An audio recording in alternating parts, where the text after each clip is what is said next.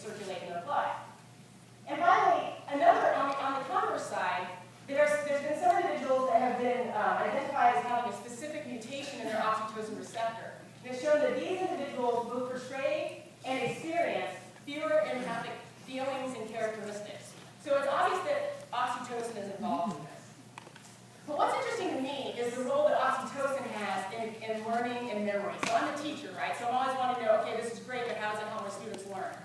As it turns out, oxytocin has a big role in learning and memory.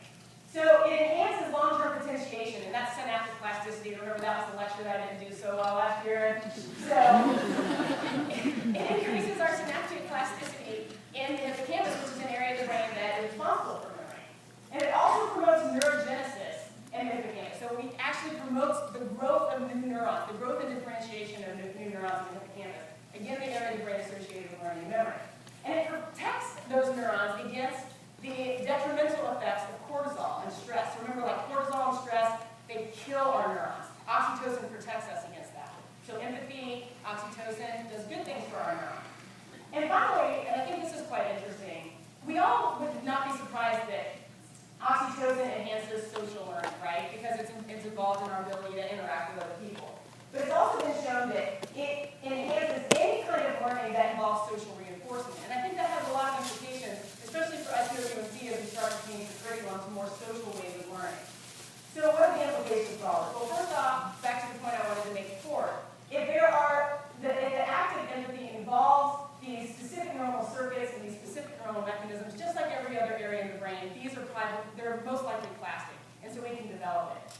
And our experience, like it shapes every other part of our brain, is going to shape our ability to empathize.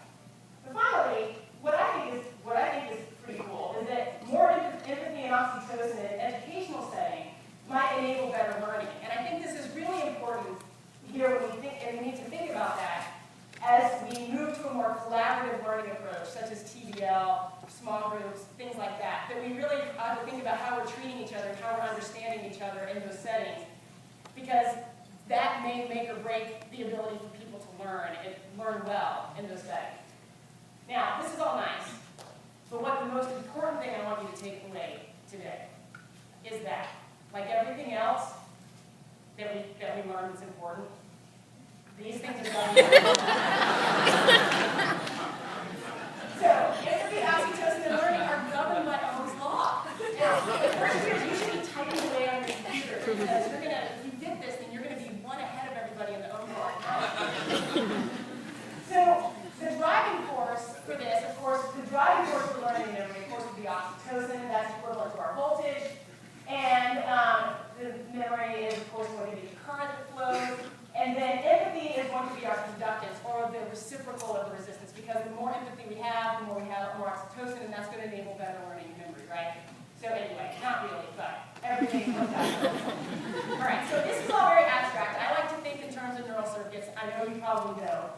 So I decided to talk a little bit about, okay, so how is it that we actually go about gaining empathy, and how is it that we can learn empathy, and what are just small ways? So I want to relate a couple of stories from my youth about when I started to be able to have and express more empathy. So, I was a swimmer at NYU, and this is my friend Mary Duffin. And Mary Duffin has the unfortunate experience of being my teammate, my lane mate, and my roommate. Now, I think, oh my gosh, that'd be awesome. No, not at all. I was an intense young woman. It was about winning and being the best and running people over if that's what it meant, okay? So she had to like swim with this person, you know? And so I just wanted to be the best. But you know what? It didn't matter, because every year at the end of the season, I would inevitably have like these epic fails and swim horribly. And Mary Duffin would like beat me by seconds. And I would be so angry about that. I'd be like, I lead the lane. I swim better in practice. I was so angry, so bitter, so jealous. And it ended up just making me even more miserable, above and beyond the fact that I just swam so badly at the end of the season. So, in my senior year, the concept dawned on me, hey, wait a second. Mary Duffin is my teammate, and she's also a pretty awesome person. So, what might actually be, the way to approach this is, if Mary Duffin swims well, that means my team does well. And also, I really like Mary definite as a person, so it might feel better to be really happy for her. So I worked on that all season, and when we got to the end of the season at WAC Championship, and she inevitably beat me by seconds again, I actually was pretty happy for her. I was actually very happy for her. And I think that this brings up a point that I think that we don't often think of. We think about empathy as being sad for other people. I think it's often that we forget that it also feels good to be happy for other people, and that's a way we can express empathy. And I think that's hard for us to do in the setting that we're in sometimes, because we're all super competitive. We all want to be the best. And we think that sometimes when somebody else is successful, or they achieve something, or they're super talented, that it's somehow going to take away from our own success and achievement and talent. And I don't believe that those things are finite commodities. I believe that we all get to be that way. I think we're all teammates. And so being happy for other people actually we experience as our own subjective happiness. So this is one way we can start to try and be more empathetic to other people. So the second way is, I think that something we all understand a little bit more, and that is learning to be more comfortable in our own pain and sorrow so that we can sit with others in theirs. And like I mentioned before, at the end of the season, I generally did not swim that well. And my parents would fly out thousands of miles, and I would just swim horribly. And I'm not talking just like I wouldn't swim like the times I wanted to swim. I would often swim worse than I swam in season. And one year we even lost the whole big conference meet because I swam my worst times of the season instead of even just swimming my normal times of the season. And we lost by 6 points. So we're talking an epic fail. And it would end up with me in the bleachers, bawling my eyes out to whoever would listen, usually with my mom. And I was just so sad. But then finally, I started to be able to get together mentally a little better. But my senior year, so my best friend in college, this was before I met Dewey, so I'm not cheating on Dewey. So my best friend in college was Christine. Christine was a breaststroker. And if you know anything about breaststrokers, I'm sorry if there's any breaststrokers in the audience, but you know that this is true. Breaststrokers are meant to do one thing. They're meant to swim breaststroke. They're not meant to walk. They're not meant to swim.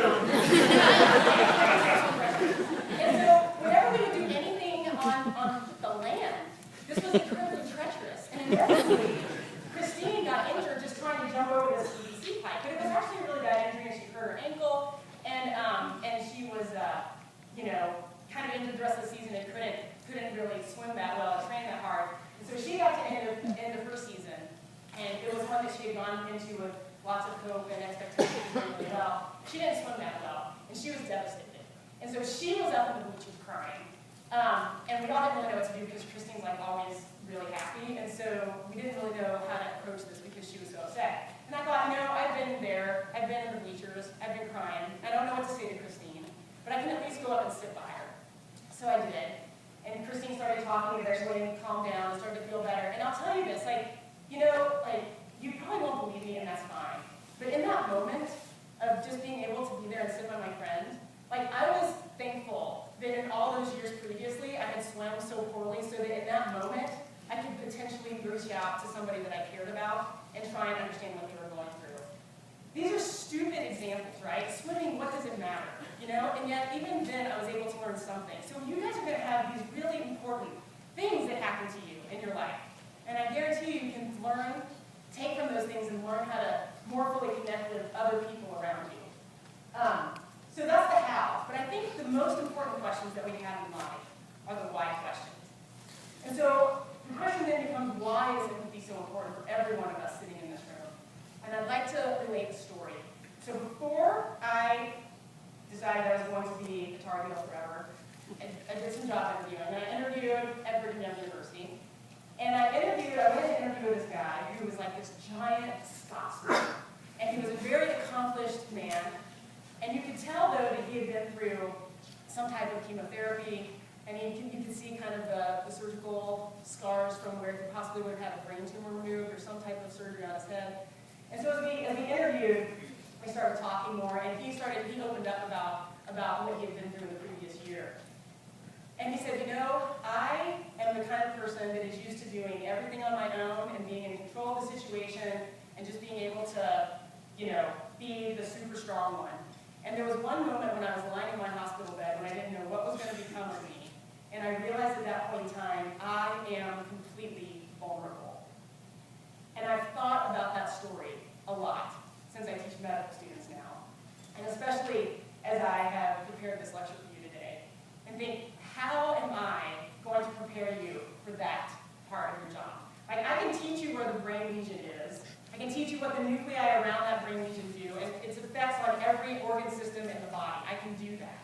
But I think that that's only part of what you're going to do as a physician. As a matter of fact, I was reading just the other night a book by Rachel Naomi Remen, who's an oncologist at UCSF, I think. And she said, medicine is as close to love as it is to science.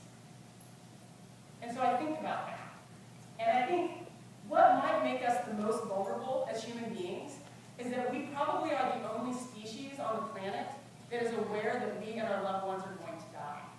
And what is noble about what you medical students have chosen to do is that you've chosen a career where people are going to come to you and look to you to guide them and watch over them through these most vulnerable experiences. And I think, what on earth am I going to teach you today? What can I tell you today that could possibly help you prepare for that aspect of your job? I would say that that borders on the sacred. And so, I think what I'd like to say just for today, there's lots of things I could say about this, but what I'd like to say just for today comes back to Dewey. So, Dewey believed that every experience that we have can be educational, and it can shape our ability to handle, learn from, reflect on future experiences. But he said that certain things have to be there in order for an experience to be educational. And he wrote a book about it called Experiencing Education. And I read this book before I became a course director. And it sort of changed the way I think about things. And he said that there are several things that have to be there to make an experience educational. But what I'd like to talk to you today is just this one paragraph that he has from this book. He says, if an experience arouses curiosity, strengthens initiative, and sets up desires and purposes that are sufficiently intense, continuity, that ability to connect one experience to the next experience and continue to grow, works in a positive way. Every experience is a moving force. Its value can be judged only on the grounds of what it moves toward and into. The greater maturity of experience, which should belong to the teacher as educator, puts him in a position to evaluate each experience of the student in a way in which the one having a less mature experience cannot do. It is in the business of the educator to see in what direction the experience is heading. The mature person, put in moral terms, has no right to withhold from the young on given occasions whatever capacity for sympathetic understanding his own experience has given him. Okay, so I think that there's three important implications that I'd like to talk about right now. First off, all of us will have experiences. You will have experiences. That is a given. What is not a given is that you will take anything from those experiences. There have to be things that have to be present in order for you to be able to take that experience and learn the most you can from it. One of the things Dewey talked about in this quote is the ability to have people you can go to talk to, and help you identify experiences and process those experiences. I cannot tell you how important this is. This has been the place in my life that I have felt the most fortunate when it comes to my own career and my own development as a human being, is that I've had people that I can go to and talk to about things as they unfold. And so, like, some of these people are sitting in this audience today. There's Carol Odie, and my PhD advisor, Paul Manis, and my current advisor, Mark Zilka, and Sue Estroff, and Cheryl McNeil, and Susan Hadler, and the entire first-year curriculum committee, because I've sat in their offices at any point in time and possibly cried over them. But find those people that you trust, that you can talk to, that can help you guide, help you know how to handle and process these experiences. But what I think is the most important thing